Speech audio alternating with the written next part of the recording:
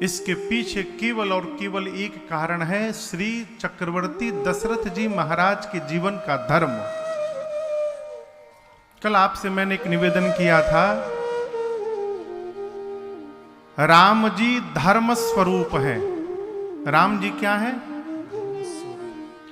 एषः रामः विग्रहवान धर्मः साधु सत्य पराक्रमी। ये श्री विश्वामित्र जी ने राम जी का परिचय दिया है। राम जी क्या है? धर्म की मूर्ति हैं। आप मानस में, आप में से जो मानस के सुधी पाठक होंगे, आप अब अवलोकन करिएगा, स्थान स्थान पर इस बात को मुनियों ने राम जी से कहा है, श्रुति से तु पालक राम तुम जगदीश माया जानकी। बार बार धर्म से तु करुणा आयत करुणा यतन कसन कहु असराम। किसने कहा ये बात? किसने कही? गुरुदेव भगवान वशिष्ठ जी ने राम जी से चित्रकूट में कही, राम आप धर्म से तु करुणायतन कसन कहु असराम। राम जी जब जाकर चित्रकूट में गुरु जी से कहें कि गुरु जी आप लेकर आए, अवध के समाज को दरस परस भया, अब ले करके वापस जाइए, मुझसे आप लोगों का कष्ट देखा नहीं जा रहा है। तब गुरु जी ने कहा, राम आप धर्म के पुल के पालक हैं, धर्म की मर्यादा के रक्षक हैं, आप ऐसा नहीं कहेंगे तो कौन कहेगा? तुम बिन जिनहि सुहात घर तिनहि विधि बाम। ऐसे कुछ है आगे वाली चौपाई, देखो जो कहा है, तुम तज तात सुहात गृह तिनहि जिनहि विधि बाम। आपको छोड़कर जिसको घर अच्छा लग रहा है उससे विधाता विमुख हो गए हैं, इसलिए दुख वन में रहने पर नहीं है, दुख आपसे दूर जाने पर है राम जी, इसलिए हम लोगों को कुछ दिन वन में ही रहने दीजिए। राम जी धर्म की मूर्ति है, ठीक है। राम जी अयोध्या में अवतार क्यों लिए? चक्रवर्ती दशरथ जी महाराज के कारण। इनका जीवन क्या है? दशरथ जी जीवन में धर्म की धुरी को धारण करके बैठे हैं। यहां पर आपसे निवेदन करूं, आप में से कई लोग व्यापारी भी होंगे, है ना? कई लोग नौकरी करने वाले हैं, कई लोग किसान भी होंगे। विवेकी पुरुष को इस बात का सदैव चिंतन स्मरण करते रहना चाहिए कि हम जो जमा कर रहे हैं उसमें से क्या हम यात्रा में लेके जा सकते हैं। यहां समझिएगा, हम रुपए के विरोधी नहीं हैं। बिना दक्षिणा लिए हम खुदे कथा नहीं बांच रहे हैं तो हम कैसे विरोध करेंगे हो?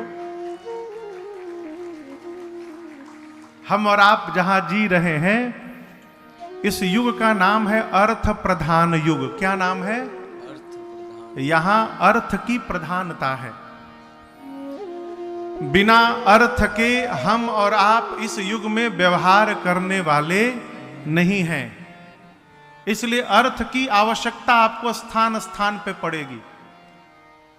लेकिन मेरी आपसे एक प्रार्थना है, अर्थ जमा करिए, लेकिन अर्थ जमा करने के साथ साथ थोड़ा परम अर्थ भी जमा करने का स्वभाव बनाइए, क्योंकि ये परम अर्थ ही हमारे आपके साथ आगे यात्रा करेगा। ये परम अर्थ क्या है? यही सत्कर्म है, यही परमार्थ है, यही भगवत नाम है और यही धर्म है। आप खरबों जमा कर लीजिए, खरबों। ढेला कोई लेकर जाकर दिखा दे तो मैं उसके जूती को अपने सर पे धारण कर लूंगा। ढेला, खरबों जमा कर लीजिए, नहीं जा सकता, सब छूटेगा। आदमी तो ऐसे जमा कर रहा है जैसे मानो सब यहीं लेके रखना है, जाना ही नहीं है उसको, है? अभी कोरोना आया था, आदमी न जाने इतना जड़ी बूटी पी लिया है कोरोना में। कई लोग इतना काढ़ा पी लिए कि उनके पेटे खराब हो गया। काढ़ा पी पी के।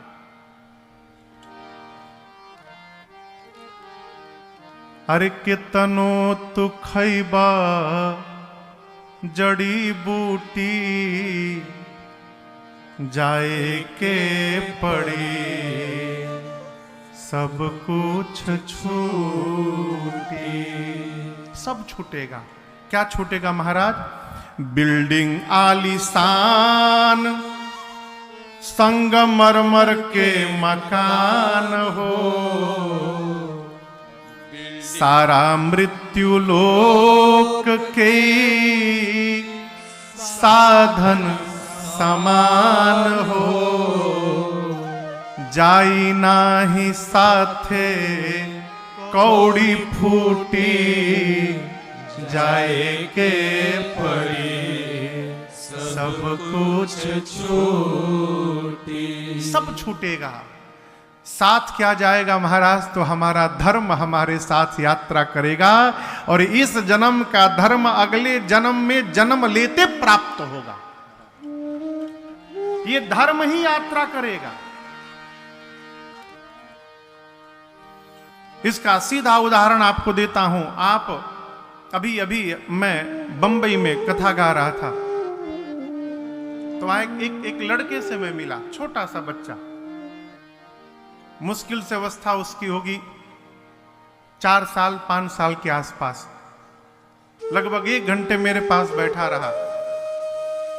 क्या अद्भुत भगवान ने उसको चेतना दी थी।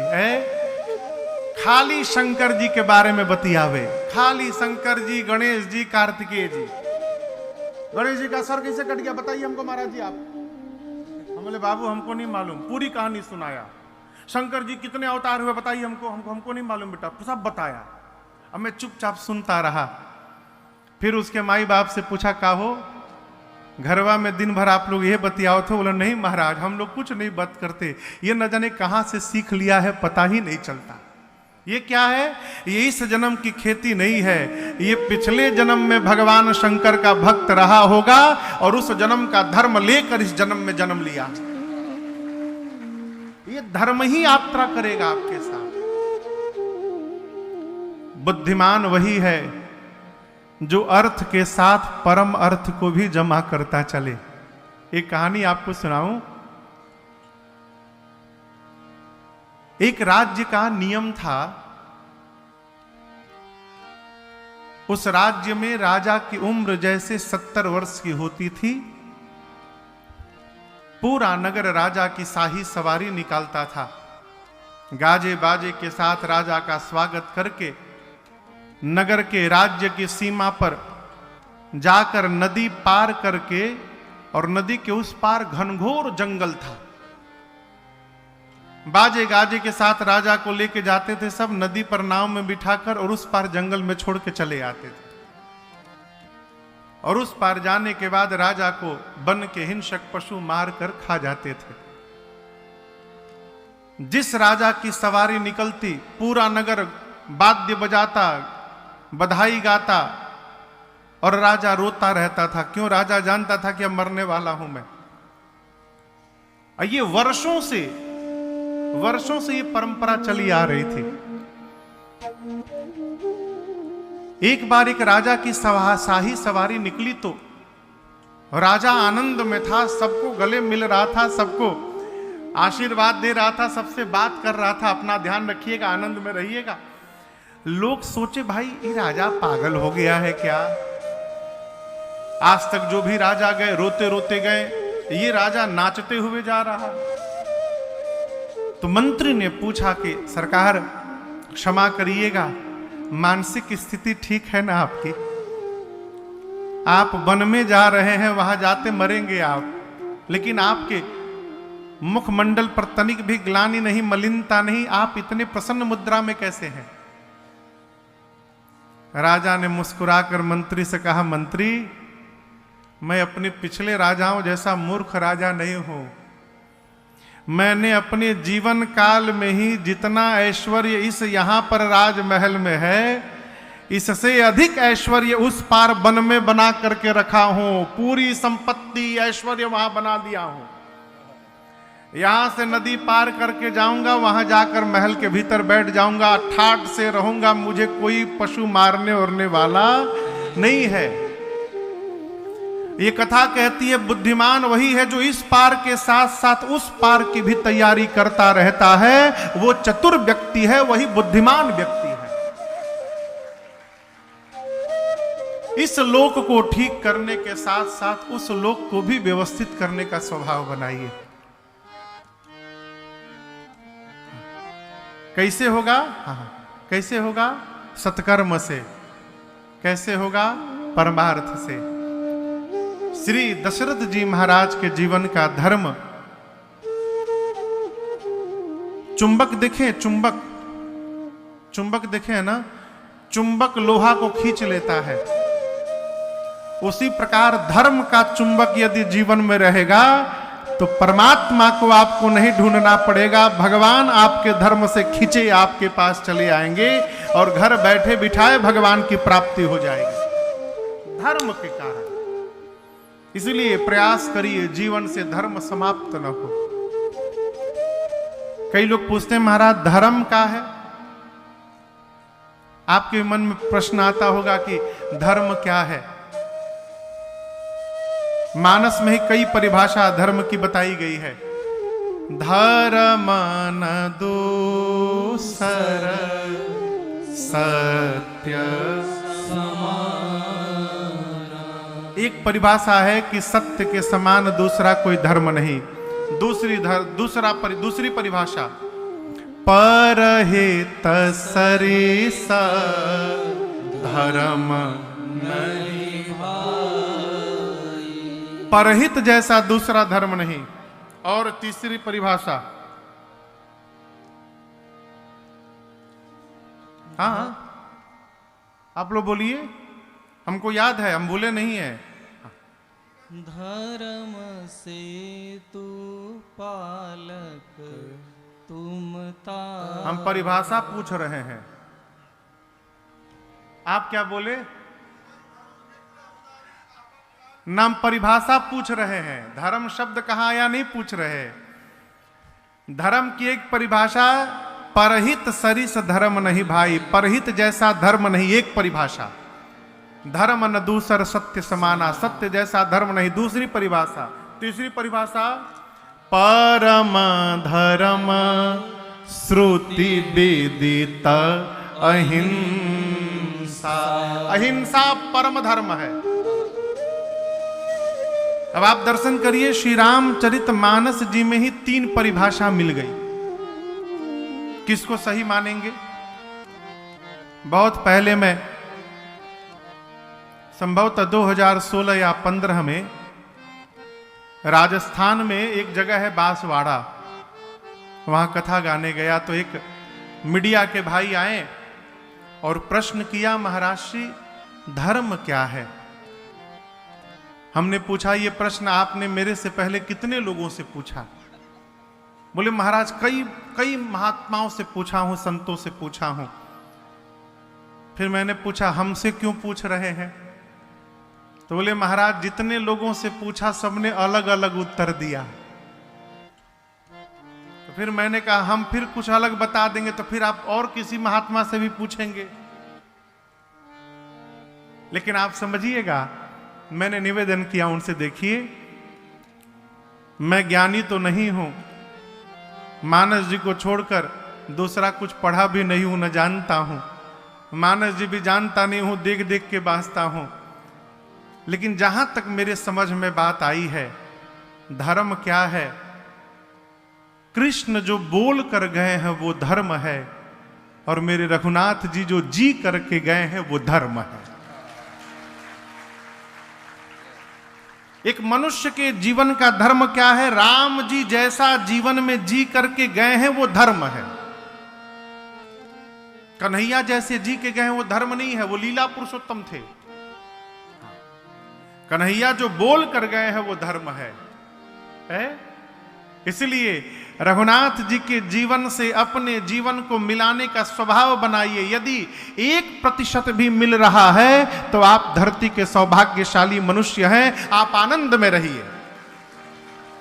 इधर उधर न भटकिए। राम जी का जीवन धर्म है, क्योंकि रघुनाथ जी धर्म की प्रतिमूर्ति हैं।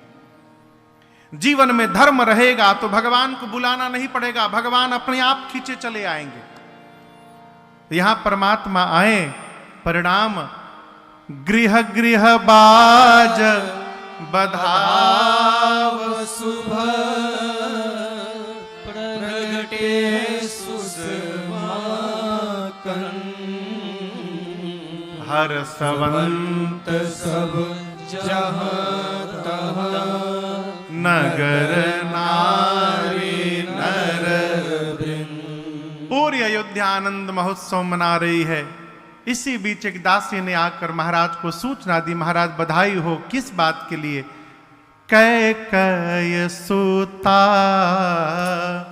सुमित्रा दो, कैकेयी सुता सुमित्रा दो, सुंदर सुत जन मत भय हो, सुंदर सुत जन मत भय हो।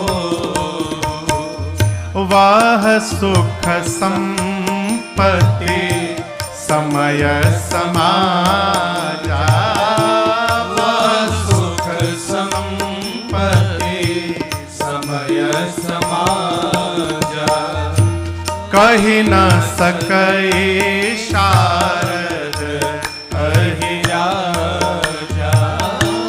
कही न सकै शारद अहिराजा। अवधपुरी सोहई बाती अवधपुरी सोहई बाती, प्रभु ही मिलन आए जनु राखी, प्रभु ही मिलन आए जनु राखी, प्रभु ही मिलन आए जनु राखी। दासी ने आकर सूचना दी, महाराज बधाई हो आपको। किस बात के लिए? कैकेयी जी ने एक और सुमित्रा जी ने 2 पुत्रों को जन्म दे दिया। अब आप कल्पना करिए, जो महाराज जीवन के अपने चौथेपन में एक संतान के लिए रो रहे थे, गुरु जी से जाकर रो कर कहने लगे, गुरु जी अरे सगरी बीत गईल उमरिया, घरवा थरिया ना बाजल। गुरुजी 3 गो में हरिया, बाकिर थरिया ना बाजल। शरण में आईनी चरण में धैनी, रौरी आपन पगरिया। कृपा करी गुरुदेव गोसाई, अब बान्ही दी कवनो जतरिया की घरवा 3 गो में हरिया, बाकी थरिया ना बाजल। की घरवा 3 गो में हरिया, बाकी थरिया ना बाजल। अरे ताना मार के हंसत बाणे, सौसे गाँव नगरिया की सगरे बीत गईल उमरिया, बाकी थरिया ना बाजल। सगरे बीत गईल उमरिया, बाकी थरिया ना बाजल। सगरे बीत गईल उमरिया, बाकी थरिया ना बाजल।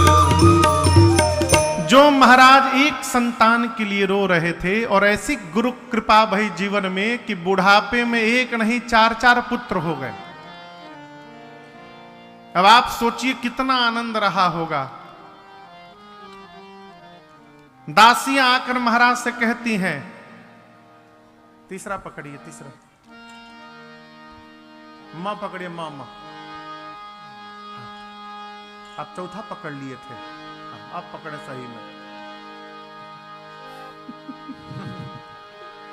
दासी आकर बोली, महाराज अरे राजा जी खजानवा दे दो। क्या दे दो? राजा जी खजानवा। नहीं हो सकता है। बाबा कहते हैं भगवान के अवतार के बाद, आ जाइए पर आ जाइए।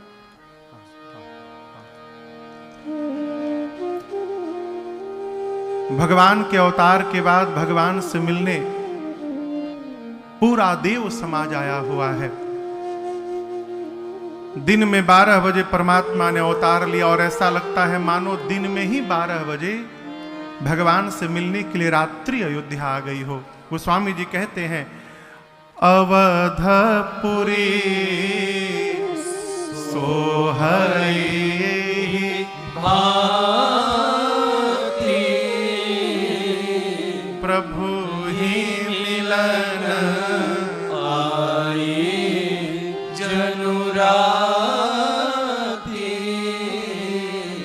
ऐसा लगता है मानो भगवान से मिलने के लिए रात्रि देवी आ गई हो।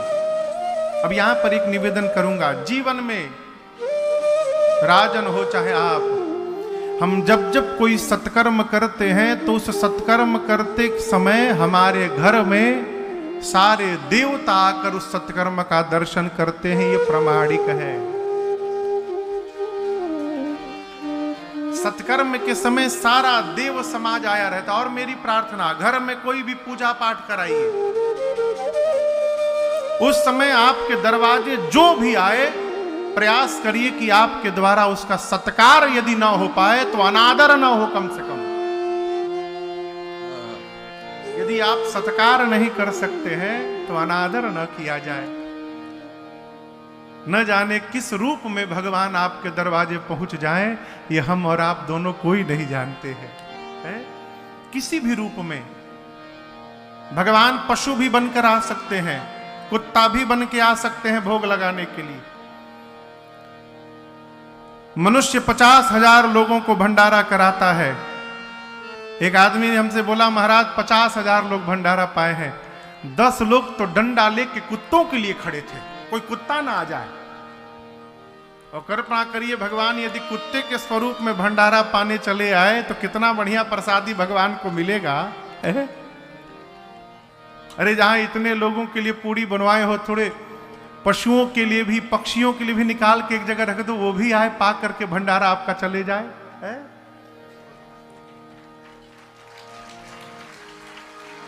यहां भगवान ने अवतार लिया, पूरा देव समाज दर्शन करने आया है।